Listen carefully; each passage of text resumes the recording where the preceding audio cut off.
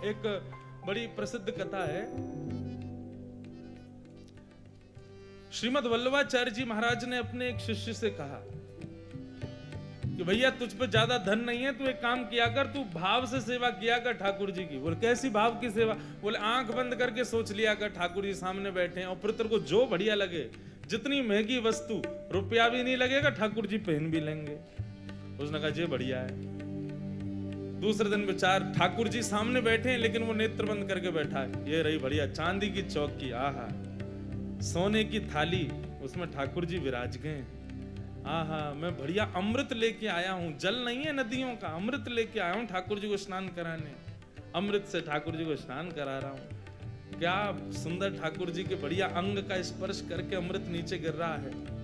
ठाकुर जी को बढ़िया मलमल के एक वस्त्र से पहुंच रहा हूं। ठाकुर जी को सुंदर इत्र लगा के मैंने श्रृंगार कर दिया। आहा, कितने बढ़िया लग रहे हैं लाल जी, कितने प्यारे लग रहे हैं। भाव से कर कुछ नहीं रहा है, केवल सोच रहा है।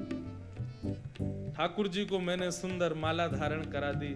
माला धारण कराने के बाद में अब ठाकुर जी तैयार हो गए, भूख लग रही है। ठाकुर जी लाओ चलो दूध को भोग लगा। मैं दूध सामने रख दे, अधोटो दूध है महाराज, या मैंने एक बूरो डाल दें, एक चम्मच बूरो डाल दियो, एक और चम्मच डाल दियो, ने एक और मीठो कर दूं। अरे ज्यादा डरगो दिखे, ने एक निकालो, या में तो एक चम्मच निकारन लगो तो इतने में ही प्रत्यक्ष ठाकुर जी प्रकट होकर उसका हाथ पकड़ लिए। क्या कर रहे हो? जैसे ही उसने नेत्र खोले तो सामने मदन गोपाल बैठे। गोपाल जी जय हो, प्रणाम, आप मेरी भक्ति से प्रसन्न? बोले भक्ति से प्रसन्न नहीं हुए, तो ये बता तेरी सांची को बुरा लग रहा हो जो तू निकाल रहा है?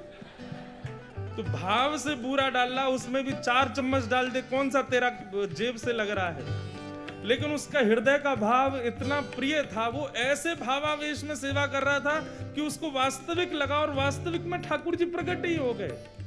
इसलिए भैया प्रत्यक्ष सेवा में जितनो है सके करो, तन की सेवा में जितनो है सके करो, बाकी की सेवा मन में ही कर ले करो।